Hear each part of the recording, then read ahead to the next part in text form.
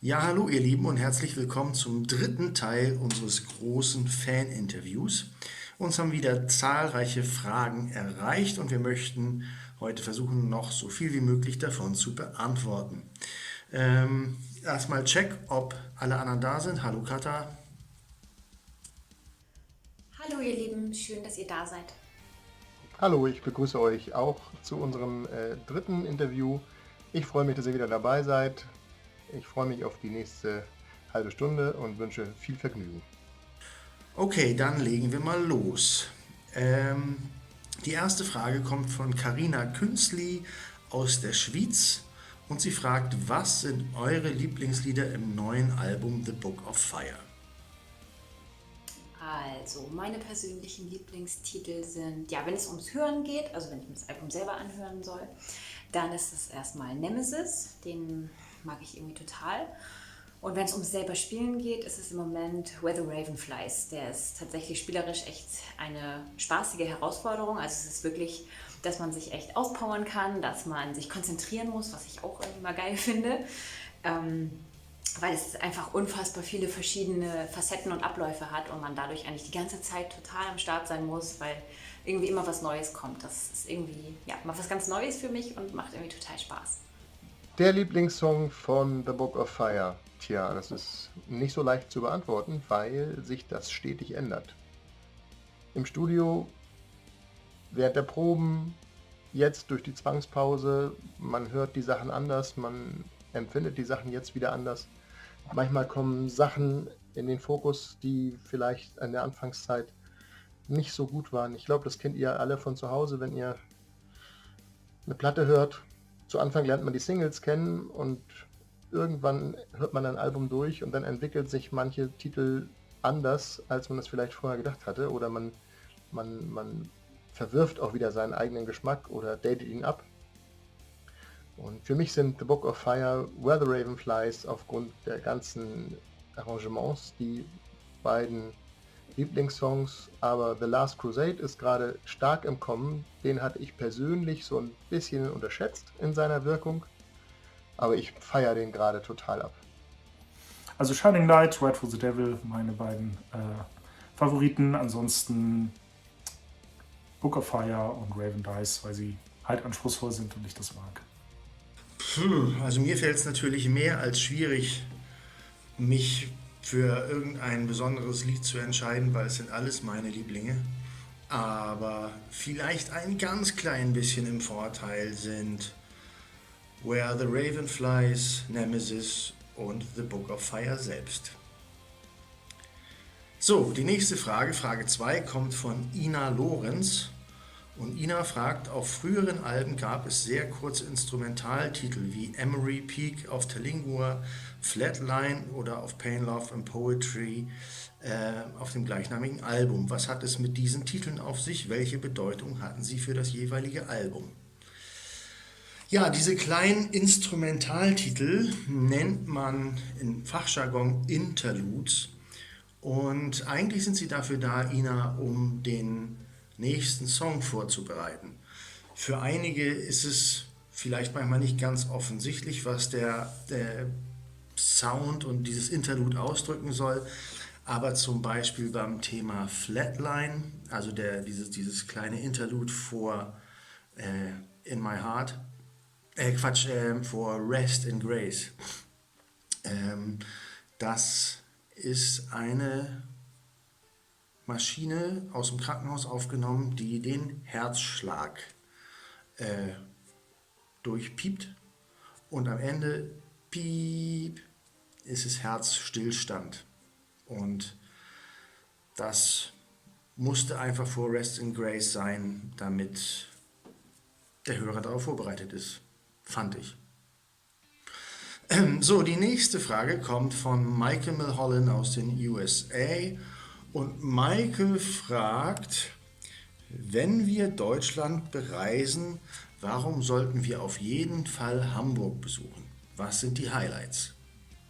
Ja, ist ja natürlich in der jetzigen Situation etwas schwer zu beantworten, weil all das, was Hamburg lebens- und liebenswert macht, außer ähm, Hafen, Alster, Elbe ist natürlich für mich ganz klar dieses musikalische Pulsieren der Stadt. Ob das jetzt Konzertsäle, Clubs, Kneipen sind, das ist natürlich mit fast nichts in Deutschland zu vergleichen. Nicht umsonst haben die Beatles hier gewohnt. Haha. Also nein, Hamburg hat, und ich kann das ganz gut beurteilen mit dem Blick auf andere große Metropolen Deutschlands. Hamburg hat viel Lebensqualität, weil es nah am Wasser ist, weil es den Hafen hat, weltoffene Norddeutsche mit sich bringt und weil Hamburg eben diese Musikszene liefert rund um St. Pauli. Das ist schon relativ einzigartig und das hat natürlich auch immer einen touristischen Touch, aber es ist auf jeden Fall eine Reise wert. Und wenn man schon mal hier ist, setzt man sich 2 Stunden in so einen Touribus, fährt durch die Hansestadt durch und erlebt Sachen, die vielleicht ein Einheimischer gar nicht so direkt erzählen könnte. Also, kommt nach Hamburg, schaut es euch an. Am besten direkt nach einem Mono-In-Konzert. Also kurz gesagt, wir sind eine Hamburger Band. Ich meine, damit ist eigentlich alles schon gesagt. Da muss man natürlich auch zu dem Ursprung zurückkehren. Tatsächlich ist Hamburg die schönste Stadt der Welt. Das denke ich mir jetzt nicht aus, sondern es gab einmal eine Umfrage. Ich glaube, das findet man auch noch, wenn man schönste Stadt der Welt Hamburg in Google eintippt. Auf Platz 2, glaube ich, war, glaube ich, Venedig. Hamburg hat so viel zu bieten mit dem Hafen, mit den ganzen Attraktionen. Ich kann das alles gar nicht hier reinpacken, warum Hamburg so schön ist. Man muss es einfach gesehen haben. Also ja, es gibt so viel zu entdecken. Es ist so schön teilweise von den Attraktionen her, die wir zu bieten haben und von der Kultur her. Es ist auf jeden Fall eine Reise wert. Jo, die nächste Frage kommt von Constanze Six und sie fragt, wie seid ihr darauf gekommen, Shining Light zu machen? Das ist ja ein Lacrimosa-Cover und würdet ihr das Lied mal auf Deutsch singen? Liebe Grüße, eure Fans aus Neuhaus und Katzhütte.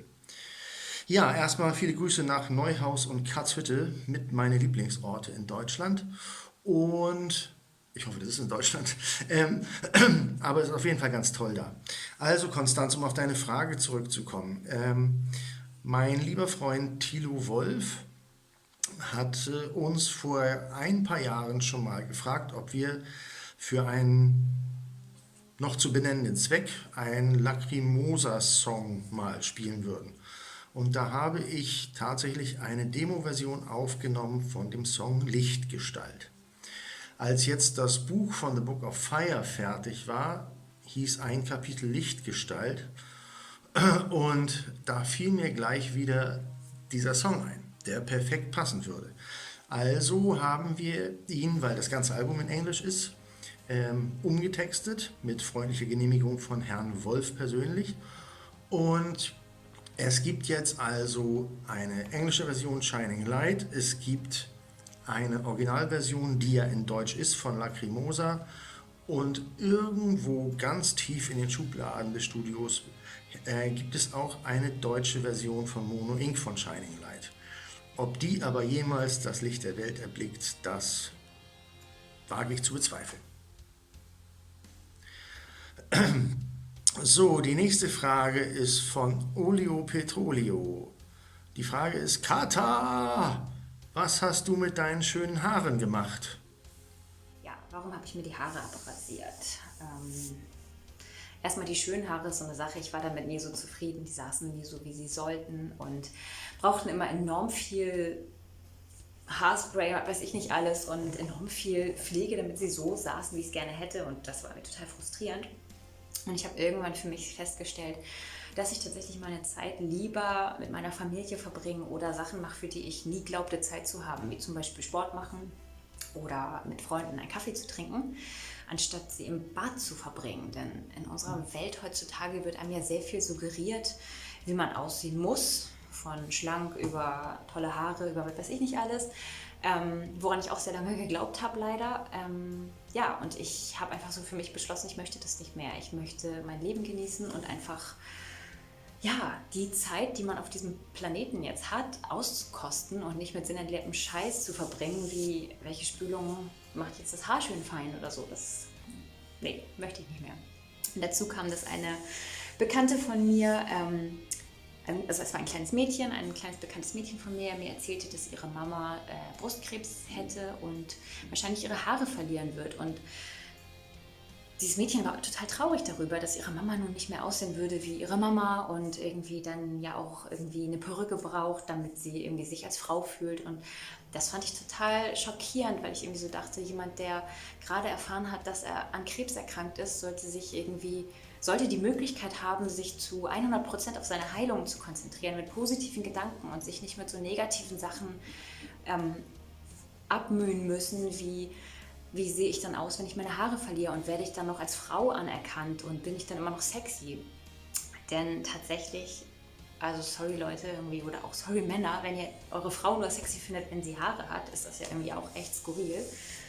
Und dementsprechend, ja, habe ich einfach gedacht, wenn mehrere Frauen so rumlaufen würden, also sich einfach die Haare abrasieren, dann würde eine solche Frisur vielleicht gar nicht mehr so mit krank und nicht gesund und nicht sexy irgendwie verbunden werden, weil es gibt viele Frauen ohne Haare, die sexy sind und je mehr das verbreiten, desto normaler wird es und dann muss jemand, der jetzt seine Haare aufgrund irgendeiner Krankheit verliert, sich gar nicht mehr so einen Punk machen, so einen Kopf machen, denn ein Mann, der seine Haare verliert, ist irgendwie egal, da guckt kein anderer und sagt, der ist aber krank oder der ist bestimmt krank oder oh je, der Arme, sondern es ist einfach völlig okay. Und bei einer Frau wird irgendwie gleich geguckt und gesagt, oh Gott, und dieser Dame oder dieser Frau somit ein blödes Gefühl vermittelt. Und das habe ich irgendwie, ja, habe ich mir überlegt, dass ich das nicht geil finde. Deswegen ist es eigentlich cool, wenn viele mitziehen. Also falls noch jemand Bock hat, es ist ein ziemlich geiles Gefühl, sich die Haare abzurasieren. Und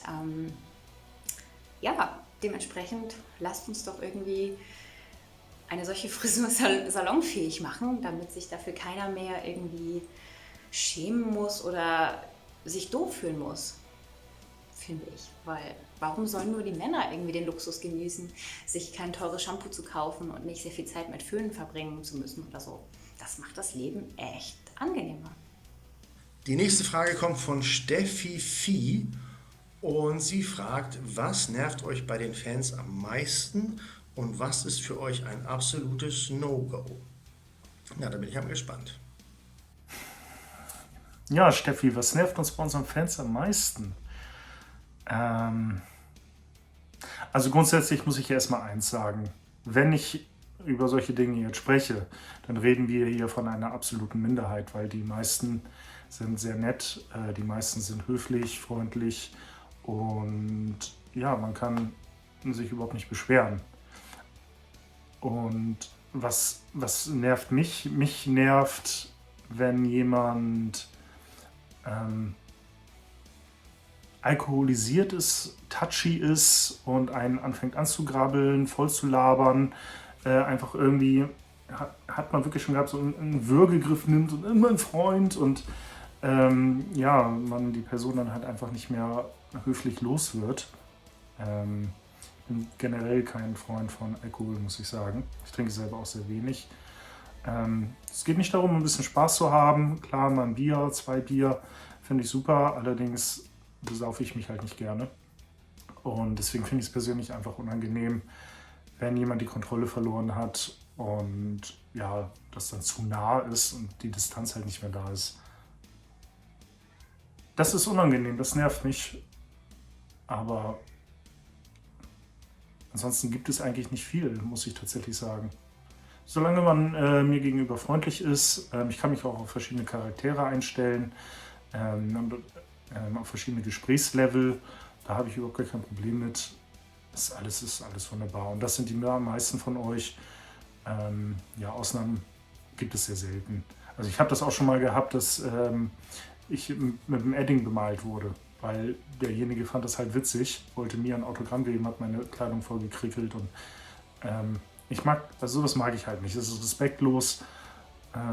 Einmal wurde mir die Mütze vom Kopf gerissen. Das macht man auch einfach nicht. Also so, ne? Das sind so Dinge, die gehen halt einfach zu weit und ja, ansonsten bin ich sehr froh, dass es euch gibt und kann mich eigentlich nicht beklagen, muss ich sagen. Was nervt mich bei Fans oder an Fans?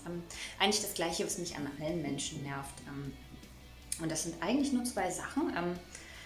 Punkt 1, ich mag es überhaupt nicht, wenn Menschen immer ungefragt ihre negative Meinung äußern müssen. Ich finde konstruktive Kritik absolut in Ordnung. Ich finde es okay, wenn jemand sagt, ich finde mein neues Album scheiße. Und selbst wenn jemand das irgendwie total unfreundlich schreibt und sagt, ey, das Album ist zum Kotzen. Alles gut, also jeder soll seine Meinung sagen. Ich mag nur nicht, wenn das so unter der Gürtellinie ist. Und ich verstehe das manchmal nicht, wenn ich von einer Band Fan bin, warum ich dann die Musiker oder die Musik oder was auch immer zutiefst beleidigen muss, wenn mir da was nicht gefällt. Also so Worte wie, oh, ist aber fett geworden, oh, ist aber irgendwie auf dem Bild eine Hackfresse, sieht irgendwie behindert aus, das Bild. Wo ich immer so denke, das würde ich doch nicht mal zu meinem ärgsten Feind sagen. Also es ist irgendwie, weiß ich nicht, es ist für mich im sozialen Miteinander, also ich würde es einfach zu niemandem sagen, also nicht mal zu dem beschissensten Menschen der Welt. Dementsprechend ist es so, dass ich mich halt immer frage, ob die Leute denken, dass andere Menschen keine Gefühle haben oder so. Also ich finde das immer ganz merkwürdig. So, ich finde es okay, jemandem zu sagen, hey, kann sein, dass du ein bisschen zugenommen hast, geht's dir gut, irgendwie wollen wir reden. Das ist ja voll legitim, aber dazu muss ich ihn ja nicht in der Öffentlichkeit bloßstellen. Weil die meisten Menschen, die irgendwie vielleicht gerade einen dicken Pickel auf der Nase haben oder sonst irgendwas haben, möchten, glaube ich, oder sind, glaube ich, selber total unzufrieden. So, dementsprechend mag ich das einfach nicht, wenn immer auf dem Negativen so rumgemotzt werden muss. Aber ich glaube, das ist wahrscheinlich so ein Ding, wo man einfach drüber stehen muss. Trotzdem finde ich es einfach immer, ich finde es immer nicht nett. Das hat nichts mit Musiker sein und Fan sein zu tun. Das finde ich im ganz normalen sozialen Miteinander muss das nicht sein. Also ich gehe ja auch nicht auf die Straße und sage zu irgendjemandem weiter, du siehst aber hässlich aus oder sowas. Also das verstehe ich nicht, weil das ist doch so fucking unwichtig. Hauptsache jemand ist nett. Aber ja, gut, jeder wie er meint, trotzdem mag ich das nicht. Und was ich auch nicht so gerne mag, ehrlich gesagt, das passiert total oft bei unseren Fan-Meetings. Also ich liebe es, unsere Fans zu umarmen und also euch zu umarmen. Ich liebe es, dass wir diesen regen Kontakt miteinander haben dann und dass wir so nah beieinander sind und dass wir irgendwie Zeit miteinander verbringen. Das finde ich alles wundervoll. Was mich manchmal fertig macht, ist, wenn wir gerade auf Tour gefahren sind und der schlimmste Gedanke ist, in einem Tourbus mit 20 Mann, dass da ein Magen-Darm-Virus ausbricht. Denn für die, die es nicht wissen, auf so einem Tourbusklo darf man nicht schietern. So, das heißt, wenn du jetzt irgendwie mit Dünnvieh oder sonst irgendwas flach liegst, dann musst du immer raus aus dem Bus. Das heißt, für jeden, der in so einem Tourbus fährt, ist das der schlimmste Gedanke. Einfach Kotzerei oder ja, Brechdurchfall, was auch immer. Dementsprechend würde ich niemals eine Woche, bevor ich auf Tour fahre, mich mit jemandem treffen, der Magen-Darm hat. Und dann gibt es das aber manchmal, dass irgendwie bei so einem VIP-Meeting jemand auf dich zukommt, dich absolut abknuddelt, dich dann noch überall küsst, so, also Fans, und dann hinterher sagen, übrigens, ich lag die ganze Nacht mit Kotzerei flach. Und da denke ich dann manchmal so, ach scheiße Mann, irgendwie sag das doch vorher, das ist echt, ich möchte dich umarmen, aber das ist irgendwie für uns echt blöd, wenn wir uns jetzt anstecken. So, also ich bin überhaupt nicht mega gestresst mit Ansteckung, aber es gibt halt einfach so ein paar Sachen, die müssen nicht sein. Oder wenn jemand irgendwie sagt, irgendwie, hey, ich hatte bis gestern Krätze oder so, wo ich dann denke, ach Mann, das braucht man jetzt echt nicht unbedingt im Tourbus. Aber es ist natürlich auch von den Menschen überhaupt nicht böse gemeint, sondern einfach eher gar nicht so bedacht. Aber ich bitte euch, wenn ihr Magen-Darm habt, bitte küsst mich nicht. Das ist echt gemein. So, denkt immer im Hinterkopf daran, dass wir dann nachts irgendwo an der Tankstelle sitzen und dort unsere Krankheit auskurieren müssen. Aber sonst gibt es eigentlich nichts, was ich nicht mag. Wie gesagt, ich liebe unsere VIP-Meetings, ich liebe Zeit mit unseren Fans zu verbringen, ich liebe unsere große Mono-Ink-Familie, dementsprechend gibt es da eigentlich nicht viel, worüber ich meckern könnte. Birgit Backes fragt, da ich mittlerweile im Rollstuhl sitze, würde mich interessieren, ob es nach Corona vielleicht auch wieder bestuhlte Konzerte geben wird. Erstmal liebe Grüße Birgit, alles Gute und gute Besserung und ich reiche die Frage mal an Dr. Karl Fornia weiter. liebe Birgit, du fragst wahrscheinlich stellvertretend für andere Personen, die im Rollstuhl sitzen. Erstens kann man auch bei normalen Konzerten, soweit ich das weiß, und ich habe es ja selber schon gesehen von der Bühne aus, man kann auch dort als Rollstuhlfahrer auf Emporen Platz nehmen oder es werden Bereiche geschaffen. Wenn man jetzt von Konzerten im Sitzen spricht innerhalb eines Theatersaals oder eines Konzertsaals, dann könnte das ja bei uns nur bedeuten, dass wir Mono Inc. Symphonic wieder aufleben lassen, und das ist aber in der aktuellen Phase nicht geplant. Wir brennen erstmal darauf, mit The Book of Fire auf Tour zu gehen und im wahrsten Sinne des Wortes die Hütte abzubrennen. Ich weiß jetzt nicht, wen ich fragen könnte, aber ich denke mir, du wirst auch bei den Konzerten eine Chance haben, zu uns zu kommen. Ich erinnere mich in Köln zum Beispiel, Anfang März, Mitte März, da war extra ein Bereich gebaut, etwas erhöht, dass man auch gut sehen kann. Und das sollte ja in den größeren Hallen, in denen wir zu spielen gedenken, dann auch möglich sein. Also fragt da mal im Einzelfall entweder die Veranstalter oder unser Shop-Team oder unsere Hotline. Da wird dir sicherlich Auskunft gegeben, ob man auf Symphonic warten muss oder ob es auch schon bei der nächsten Tournee möglich sein sollte. Die nächste Frage ist von Olaf aus Görlitz und Olaf fragt, warum habt ihr 2019 auf dem Mera Luna nicht Children of the Dark zu viert gespielt? Es waren ja alle Künstler da, das wäre die volle Überraschung gewesen. Und meine zweite Frage, Martin, warum trägst du zum Anfang immer schwarze Latexhandschuhe? Ist das wegen der Show oder hat das andere Gründe? Frage 1, warum haben wir es nicht auf dem Mera Luna gespielt? Ganz einfach, an dem Samstag, meine ich mich zu erinnern, war Mono Inc., Lacrimosa und Witt vor Ort und Lord of the Lost nur Sonntag oder andersrum. Auf jeden Fall waren wir nie alle vier gleichzeitig da. Aber ehrlicherweise, selbst wenn wir alle vier da gewesen wären, hätten wir es nicht gemacht, weil wir hatten es angekündigt als besonderes Special für die Show in der Alsterdorfer Sporthalle in Hamburg. Und man nimmt sich ja nicht seine Highlights dann selbst vorweg auf dem Festival. Und zur Frage 2 ist, warum ich beim Anfang der Show immer Latexhandschuhe trage. Ganz einfach, das ist nicht immer so, sondern war im Zuge des Albums Welcome to Hell und den Welcome to Hell Shows. Und da ist dir vielleicht aufgefallen, hatte ich auf allen Fotos, Artworks und so weiter meine schwarzen Handschuhe an. Das mache ich mittlerweile nicht mehr, es sei denn, der Gesetzgeber sagt, jetzt darf man nur noch mit Maske und Handschuhen spielen. So, nächste Frage kommt von Valerie aus Moskau. Und Valerie fragt, einmal hochscrollen, wir haben Tickets für das Konzert in Hamburg, sehr gut so Valerie, und hoffen sehr, dass im Oktober die Grenzen wieder geöffnet werden und wir es schaffen werden. Habt ihr noch immer die Idee, Children of the Dark in Originalbesetzung zu singen, so wie es mal geplant war? Ja, die für Oktober angesetzte Show in Hamburg ist ja wie alle anderen in das Jahr 2021 verschoben worden. Also insofern hoffe ich, Valerie, dass du bis dahin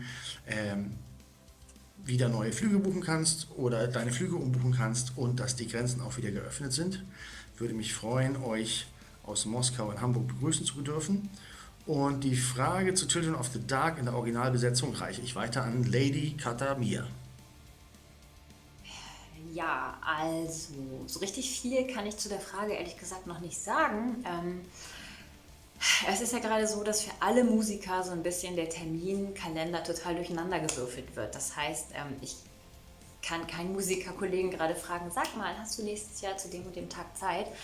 Das funktioniert irgendwie gerade nicht so richtig, weil jeder versucht, seine Touren irgendwie neu zu legen und auf die Ketten zu kriegen, weil jeder natürlich irgendwie zunächst erstmal seine Band im Vordergrund sieht.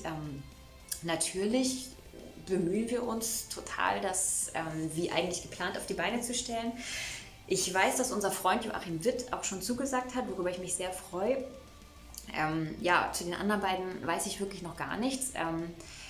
Was ich aber weiß, ist, selbst wenn es da irgendwelche Probleme geben wird, terminlich, werden wir das irgendwie hinbekommen, dass auf jeden Fall irgendeine prominente Gang auf der Bühne stehen wird. Also wir werden jetzt nicht sagen, irgendwie, oh, die Idee ist gestorben und wir vergessen das, sondern wir werden uns bestmöglich bemühen, dass das irgendwie eine ganz besondere Party da wird in Hamburg bei unserem großen Konzert in der Sporthalle, auf das ich mich übrigens auch recht tierisch gefreut habe. Dementsprechend, ja, wir bemühen uns wirklich, dass wir das irgendwie alles so hinkriegen, dass alle glücklich sind. Die nächste Frage kommt von René Kröger. René Kröger alias Burning Lover. Mich hat das Offizielle zu Neverending Love Song fasziniert, schreibt er. Was war der Beweggrund, das Video im Studio zu produzieren und welches Aufnahmestudio war das? Nun, wir versuchen ja immer wieder irgendwas zu machen, was wir zuvor noch nicht gemacht haben. Und uns ist aufgefallen, dass wir kein Musikvideo in einem Tonstudio gemacht haben, wo man uns bei der Arbeit sieht, während wir einen Song aufnehmen. Und aus diesem Grund hat es sich halt einfach so ergeben, dass wir dachten, das wäre eine gute Idee. Und da du ja sagst, das hat sich fasziniert, scheint das ja aufgegangen zu sein. Ich finde das einfach schön, wenn man als Band einfach mal so einen Blick hinter die Kulissen bringen kann. Einfach mal, wie funktioniert das, wie sieht das aus, wie ist das Ambiente. Das ist so ein bisschen wie beim Film, wenn man Making-of anschaut. Da sind auch oft interessante Dinge drin. Und ja, deswegen finde ich das halt auch beim Musikvideo ganz schön. Das haben wir übrigens in Hamburg gedreht, im Gaga-Studio. Das Interessante daran ist, dass das Gaga-Studio damals mal von Otto Waalkes benutzt wurde. Deswegen heißt es halt auch Gaga, weil lustig und ja, der hat da so seinen Ursprung gehabt. Und ja, sehr, sehr schöner Einblick mit den Sachen. Und ich freut mich, dass dir das gefallen hat. Haben wir natürlich jetzt auch schon gemacht. Wenn jetzt nochmal neue Videos anstehen, müssen wir schauen, welche Ideen wir dann wieder einbringen können. Also willkommen in unserer Welt. Man muss sich immer wieder was ausdenken. Wenn ihr eine Idee habt, was wir noch nicht gemacht haben, schreibt es gerne in die Kommentare. Und dann schauen wir mal, ob man da Inspiration findet. Ja, und jetzt kommt die für heute schon wieder letzte Frage. Die Frage kommt von Marcel Steiner. Hallo Marcel. Und er fragt, Martin, wird es jemals das Lied Twice in Life noch einmal live spielen? Würde es mir so... Martin wird... Marcel? Also ich übersetze das und die Frage ist, ob wir das Lied Twice in Life noch einmal live spielen werden.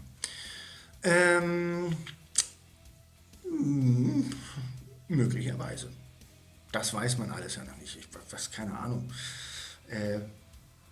Möglich ist es. Wir mögen das Lied sehr gern und es hat auch eine ganz besondere Bedeutung für uns.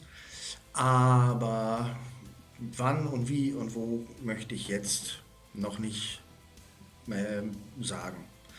Wenn ich mich da jetzt festlege, dann dreht mir irgendjemand einen Strick draus. Also wer weiß, vielleicht machen wir irgendwann auch mal wieder so eine richtig kleine Unplugged-Tour oder irgendwann sitzen wir, du Marcel und ich, mal irgendwo am Lagerfeuer und ich habe eine Klampfe dabei, dann spiele ich Twice in Life gerne für dich. So ihr Lieben, das war's auch schon wieder für heute. Wir freuen uns, dass ihr wieder eingeschaltet habt und ja, ihr habt mittlerweile gehört, alle Konzerttermine von Mono Inc. sind in das Jahr 2021 verschoben worden. Das ist echt bitter für uns und schade für uns, aber es ist auch schade für euch. Insofern werden wir versuchen, uns ab und zu bei euch zu melden, damit ihr uns nicht völlig vergesst.